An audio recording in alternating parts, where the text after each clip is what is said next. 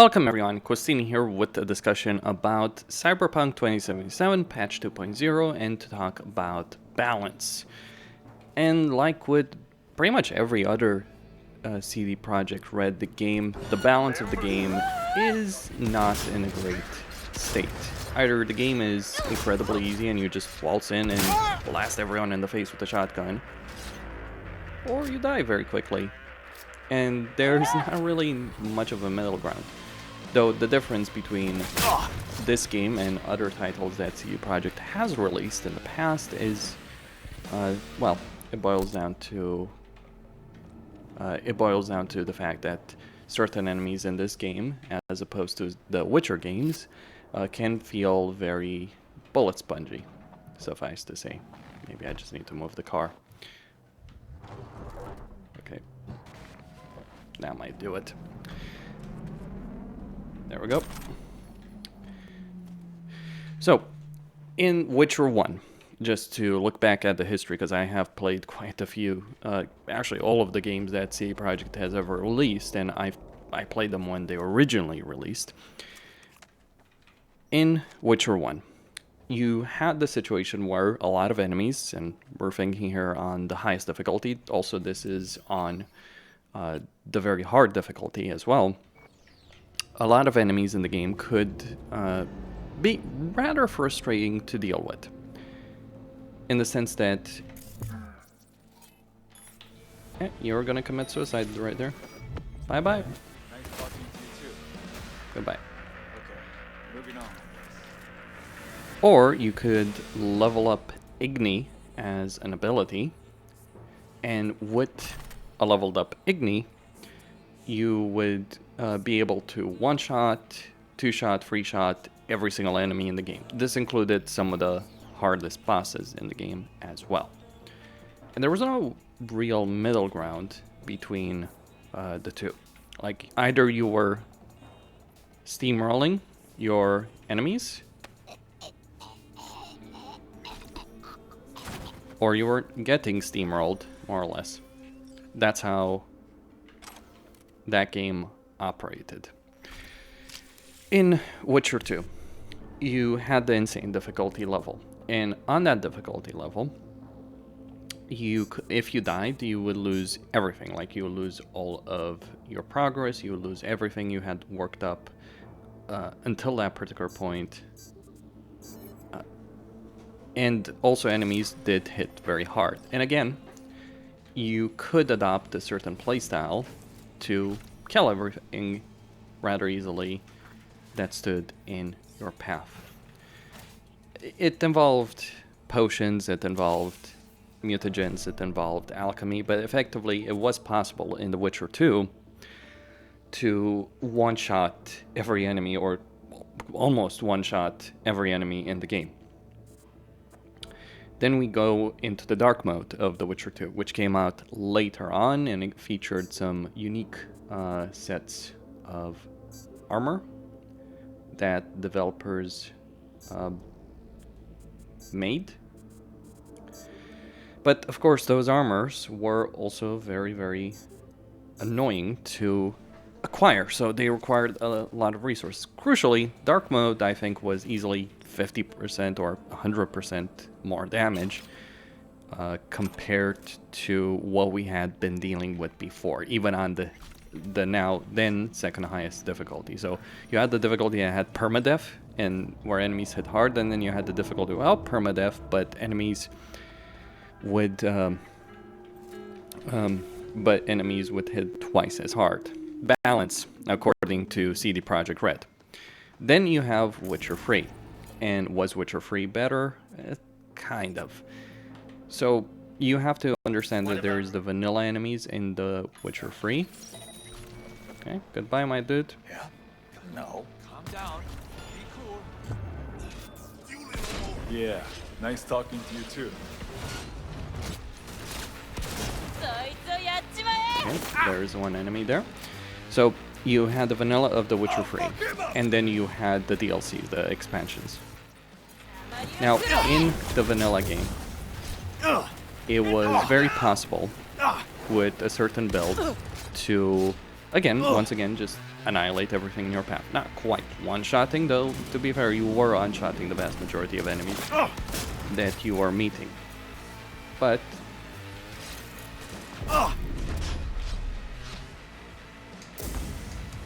it was still a situation. He's not gonna... Yeah, I can attack him. Okay, fair enough. And the way he did this was using potions, the potion build, and you would also use mutagens.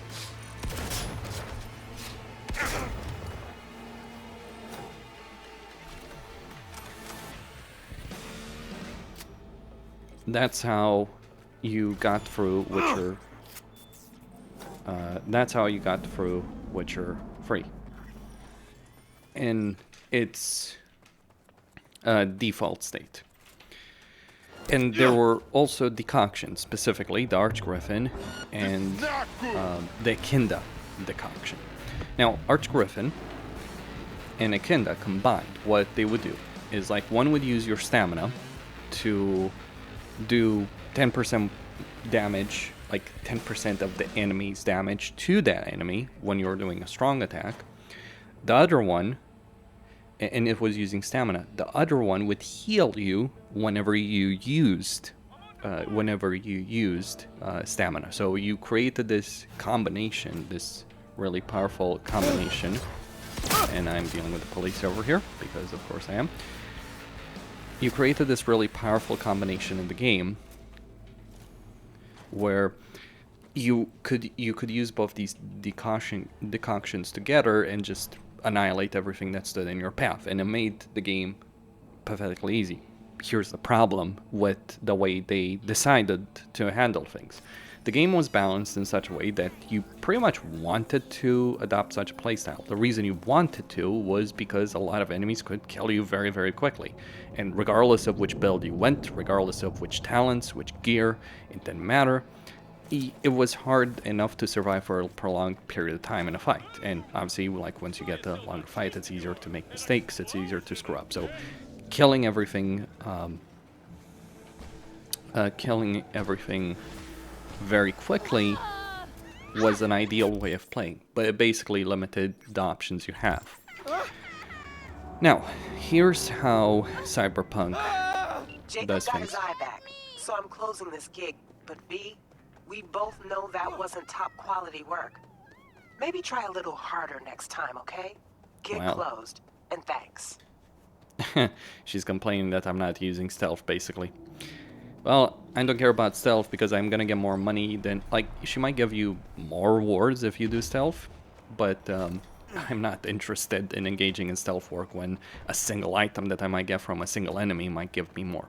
Now, we get into Cyberpunk. Now, here's the problem, one of the first problems of Cyberpunk when it comes to, like, balancing around difficulty. There's a lot of options in Cyberpunk. Like, you just saw a mission where it would have been better and I would have gotten more rewards had I done it using stealth. And I'm just spending this time leveling, preparing for Phantom Liberty. I want to be in a particular state. I want to have certain gear, right? Because, like, you have to change your entire gear around, given the changes that have been made. Now, here's the problem in Cyberpunk. First off, when it comes to character builds, let's discuss this. You want to level up in a particular way. The reason you want to level up in a particular... like, you want to be flexible, actually. Quite important, you want to be flexible. The reason you want to be flexible is because it opens up a lot of paths. Like, you don't want to just spend everything, say, for instance, in hacking and then just get killed on the first shot that an enemy takes against you. And you're not going to be able to avoid combat encounters. So, being flexible in theory and really in practice is actually the way to go. Like, if you maximize your damage output, you are going to create a lot of problematic situations for yourself as a player. Lovely neighborhood. That are not going to be good. Ooh, an incendiary grenade. How nice. Or you're going to severely limit the number of options that you're going to have in a particular playthrough. Oh, I can just commit to having commit suicide. Well, Goodbye. darling. Where you off to? Okay, like, I think it should give you an idea of how ridiculous these guys are. When I literally got him to commit suicide, and he didn't do any damage to himself. His own gun, it's like, couldn't kill him.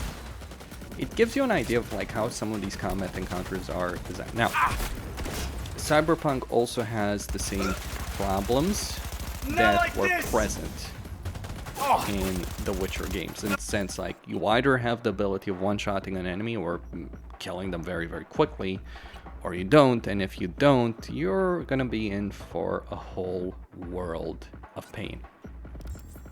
And that is going to become quite a significant issue if you can't. I like how these guys are so broken that even suiciding, even literally suiciding, fucking cheating! Will not be enough to take them down. Yeah, I think there's some balancing design. Like, this is what Cyberpunk added to the mix. It still retains the horrible balancing, the type of horrible balancing that you might have seen in the Witcher game, with the added benefit that quite a few enemies can be significant bullet sponges. Now, he's a cyber psycho, so you could say, oh, you should just use, like, you should use a tech weapon. Fair enough, if I find one. There are not that many. I believe I had a tech pistol, but I just can't. There we go. Operation.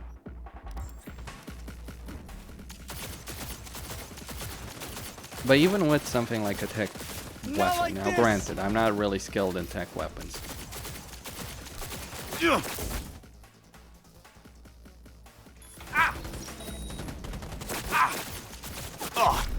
But even with something like a tech weapon, or even with a like really powerful sniper, What the fuck is going or powerful on? weapons, like some of these enemies, these cyber psychos, some of the bosses, like they're significant bullet sponges.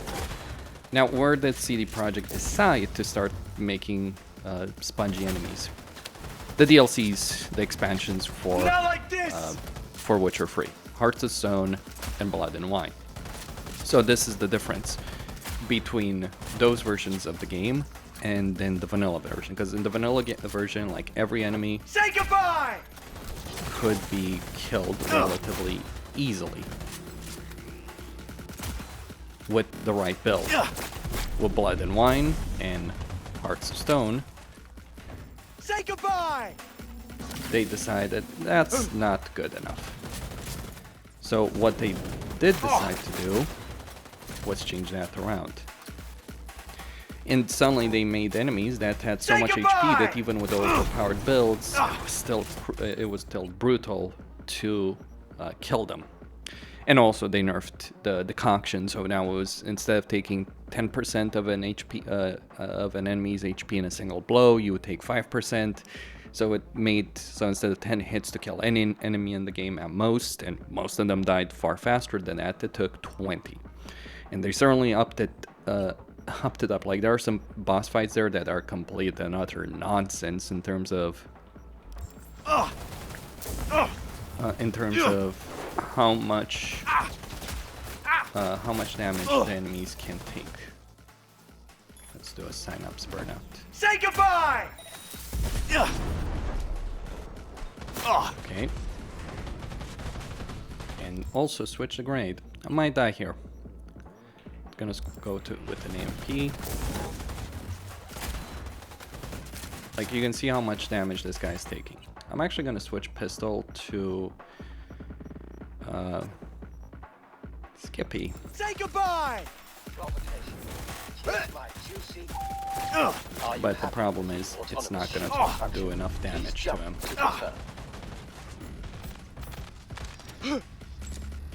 Yeah. Say Poor goodbye! Skippy is barely doing enough damage. And even if I was doing double the damage, he would still take a significant number of hits to take down. And he's not even the hardest cyber psycho that you What get the fuck to deal is with going in on?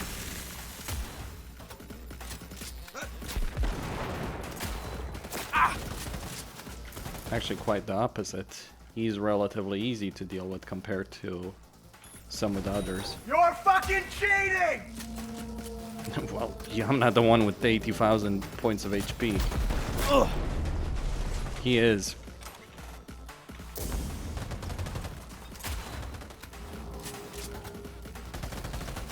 Not like this!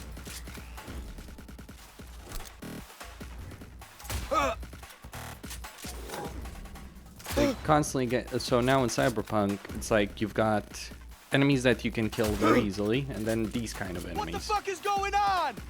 I mean, I could take the risk, sure. I could put up, you know, draw a katana, go in close with, like, and try and shock the bastard. It would not end so well, I imagine. Say goodbye!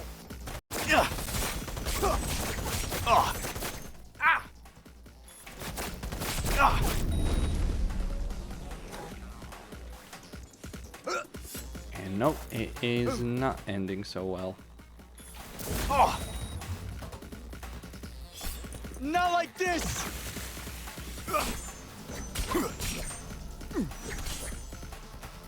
You're fucked now! Nope. Ah!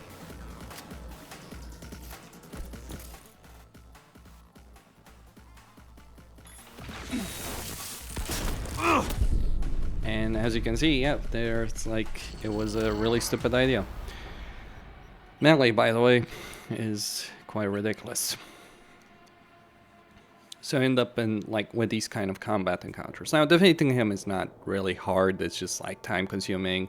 You switch to a sniper, you switch to a weapon, you just consistently just take those kind of, you know, shots at him. I just found it ridiculous that he survived the suicide attempt. That was You're fucked now! Well, well, that was a well, bit darling. ridiculous, wasn't Where it? you off to?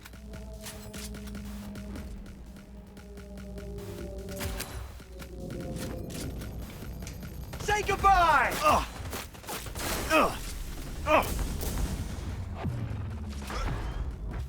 Anyway, we have a situation where things are not balanced properly in terms of difficulty.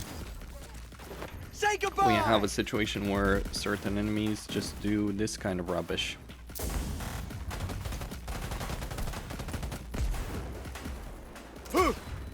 And end up being very, very annoying to deal with. Like, all I need to do here is just, like, wait for the What the fuck is going on? wait for the cooldowns on my healing, just constantly take sniper shots, and like in a significant number of those sniper shots I will be able to You're fucking cheating! take him down.